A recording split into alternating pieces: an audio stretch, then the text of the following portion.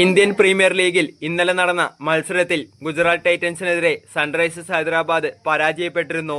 ടൈറ്റൻസിന്റെ തട്ടകമായ ഹൈദരാബാദിൽ നടന്ന മത്സരത്തിൽ 38 റൺസിന്റെ തോൽവിയാണ് ഹൈദരാബാദ് വഴങ്ങിയത്. ശുഭ്മൻ ഗില്ലിന്റെയും ജോസ് ബട്ട്ലറുടെയും അർദ്ധ സെഞ്ചുറികളാണ് ഗുജറാത്തിന് ജയം സമ്മാനിച്ചത്. ടോസ് നഷ്ടപ്പെട്ട് ആദ്യം ബാറ്റിംഗിനിറങ്ങിയ ടൈറ്റൻസ് നിശ്ചിത ഓവറിൽ 6 വിക്കറ്റ് നഷ്ടത്തിൽ 224 റൺസ് എടുത്തിരുന്നു. എന്നാൽ മറുപടി ബാറ്റിംഗിൽ 6 വിക്കറ്റിന് 186 എന്ന നിലയിൽ ഹൈദരാബാദിന്റെ പോരാട്ടം അവസാനിച്ചു.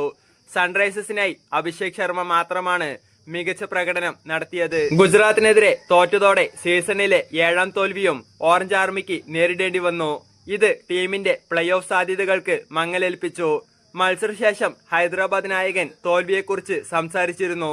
അദ്ദേഹത്തിന്റെ വാക്കുകൾ ഇങ്ങനെയാണ്: മത്സരത്തിൽ കുറച്ച് കാര്യങ്ങൾ ശരിയായി നടന്നില്ല.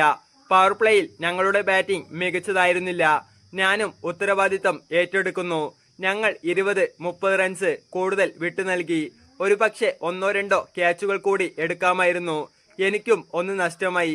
200 റൺസ് പിന്തുടരുന്നത് എളുപ്പമാകുമായിരുന്നു. അവരുടെ ബാറ്റർമാർ വളരെ കഴിവുള്ളവരാണ്.